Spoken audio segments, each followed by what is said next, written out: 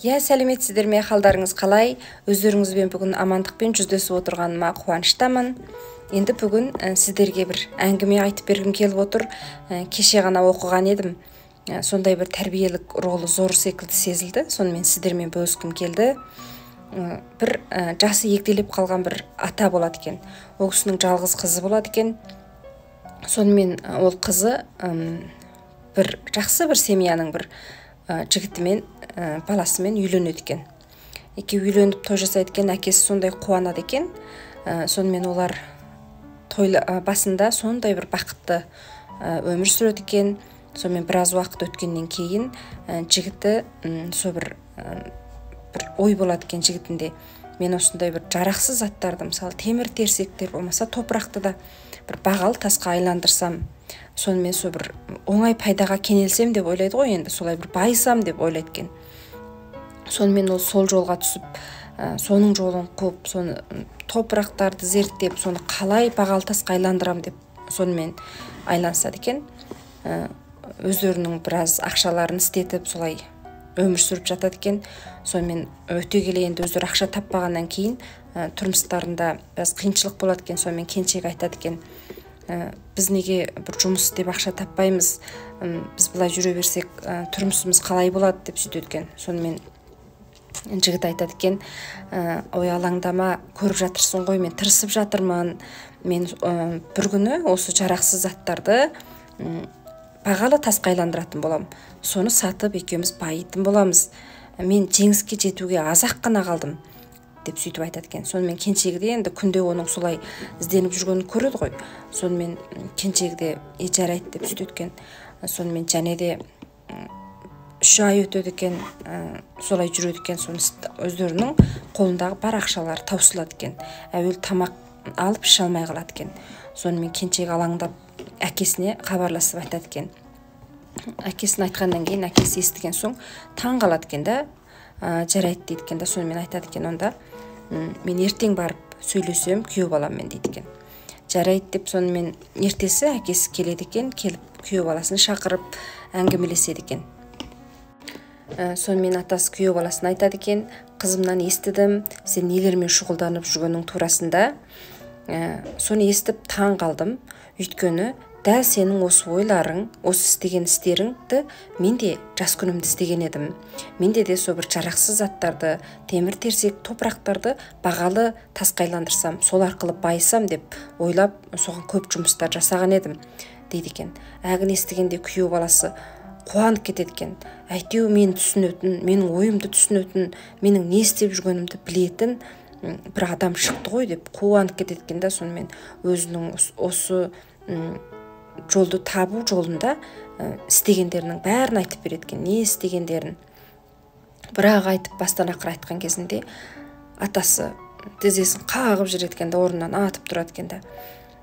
Ой балам, сен дәл менің істегендерімді істепсің ғой, екеуміз оп-ұқсас жұмыс істеппіз, сен жеңіске жетуге аз-ақ қалыпсың деп сөйтеді екен. Сонымен күйеу баласы әгін естіген кезде, айттым ғой ата, аз қалдым деп айтқам деп сөйтеді екен. Иә, сен аз қалыпсың жеңіске жетуге. Мен енді осы жеңіске жетудің жолын осы бірнеше күннің алдында ғана білдім деп сөйтеді екен. Сонымен күйеу баласы қуанып кетеді екен. Ол қандай жол екен, ол қандай амал бар екен ата деп. Сонымен атасы айтады екен, енді мен соны білсем де, бірақ мен жасым ұлғайып кетті, мен оны істеуге шамам жоқ деп сөйтеді екен. Сонымен күйеу баласы, ой, менің шамам бар ғой, мен жаспын ғой, мен бәрін істеймін деп сөйтеді екен. Сонымен атасы, рас істей аласың ба дейді екен. Иә, істей алам, не қажет екен деп сұрайды екен. Сонымен атасы отырып айтады екен, ол үшін біз бір түрлі бір күміс ұнтақ табуымыз керек. Ол күміс ұнтақ мына банан өсімдігінің жапырағының артында болады. Сол күміс ұнтақтан біз осындай бағалы тасқа айландыра аламыз мына топырақтарды деп сөйтеді екен. Сонымен күйеу баласы, ой, онда біз не істеуіміз керек дейді екен. Атасы айтады екен, ол үшін біз банан егуіміз керек деп.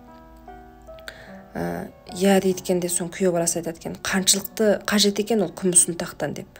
1 килограммдай қажет дейді екен. Сонымен күйеу баласы, жарайды, онда мен ертеңнен бастап егем бананды дейді екен. Сонымен атасы айтады екен, жарайды, онда деп сонымен атасы барлық мындай банан егетін урықтарды, әрқандай саймандарды дайындап береткен. Ертесінен бастап күйеу баласы бананды егіп жүріп кететкен. Атасы да айтады екен, рас, ол үшін сен еккен кезіңде, урықтарды жерге сепкен кезіңде біртүрлі бір сиқырлы сөздер айтуың керек деп солай айтады екен күйеу баласына. Сонымен бұл жігіт үстіп мұқияттылықпен бананды еге бастайды екен. Ұрықты сепкен кезінде де андай сиқырлы сөздерді айтып, әдемілеп тұрып, сеуіп, сондай жақсылап отырып қарап банандарды өсіреді екен. Бірінші рет өскен кезінде келеді екен да дереу жапырақтардың артындағы күміс ұнтақтарын жинап алады екен. Бірақ аз ғана күміс ұнтақ түседі екен. Сонымен енді сол 1 килограмм күміс ұнтақты жинау үшін ол 7 жыл банан егеді екен. 7 жыл банан егіп, 7-ші жылында ақырында күміс ұнтағы 1 келеге тошады екен. Сонымен тошқан бір дорба күміс ұнтақты алады екен де жүгіріп отырып қуанып атасына барады екен. Ата, міне тошты, енді не істеймін деп. Сонымен атасы айтады екен, енді үйге барып келіншегіңді шақырып кел. Өйткені мен келіншегіңнің алдында айтқым келеді деп. Сонымен келіншегін шақырып келеді екен. Атасы сонымен қызынан сұрайды екен. Осы банандар өсіп шыққан кезінде күйеуің барып күміс ұнтақтар жиғанда сен банандарды сен қайттың дейді екен. Сонымен қыз айтады екен, мен банандарды жиып алдым да базарға барып саттым.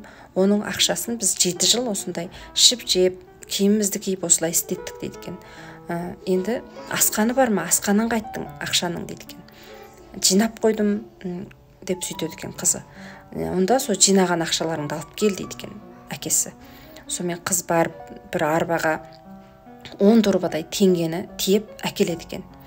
Әкеп әкесінің алдына әкеледі екен. Сонымен әкесі соның ішіндегі бір дорба теңге ақшаны жерге шашады екен да, күйеу баласының қолындағы күміс ұнтақты алып айтады екен, міне сен осы күміс ұнтақтан байлық жараттың.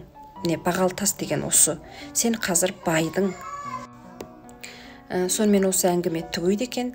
Енді осы әңгімеден бәріміз білеміз ғой. Оңай байлық жоқ. Байлық оңайлықпен келмейді. Өзіміз тырысуымыз керек. Ол үшін жұмыс жасауымыз керек, еңбектенуіміз керек деген. Енді осы әңгімеде маған тіпті де үлкен тәсір қылғаны осы атасының күйеу баласының ішіндегі сөздерін естіп алу жолында сөйлесу әдісі болды да. Сол ерекше тәсір қылды. Өте жақсы сөйлеседі екен. Сол секілді біз мысалы ата-аналарда осындай әдісті қолдануымыз керек. Біз баламен сөйлесу үшін, баланы түсіну үшін алдымен оның осы ішкі сырын бәрін ол аузымен айту керек бізге. Біз сонда барып баламызды түсінеміз, көп мәселелерді шеше аламыз. Енді көп санды жағдайда бала айта бастаған кезде ата-анасы шығады. Ой балам, ол дұрыс емес.